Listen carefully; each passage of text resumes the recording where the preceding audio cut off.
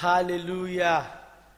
You are welcome to another edition, the Friday edition of Amazing Words of God with me, Evangelist Tosin Akimboboye.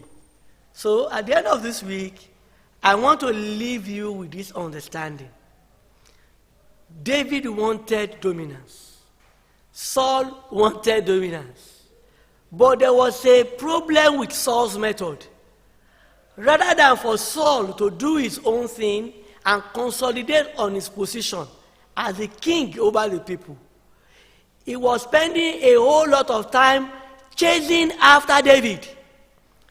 Instead of for you to concentrate on your own thing, do your own thing, improve on your knowledge, improve on your positions, try to see what you can do to impress the people. You are busy chasing your competitor. And you spend the whole of the time chasing after your competitor. This person is my competitor. You are just chasing after them.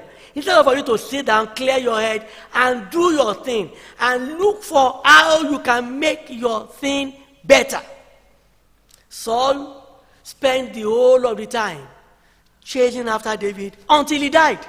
And do you know that while chasing his competitor, he was not able to overcome the competitor. He even lost his life in the process, lost his throne in the process, and even lost Jonathan, his favorite son.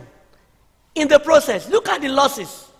Just because he was employing the wrong strategies for dominance.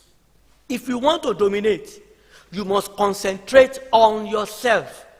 Because you are the person that wants to dominate. So you must focus on yourself, concentrate on yourself, and see what you can do. Look at what you can do to consolidate your position and improve on what you have. That is how to dominate.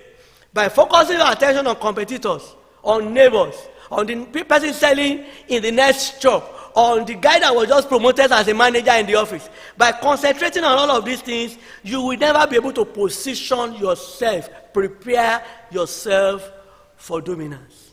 You need to concentrate on yourself.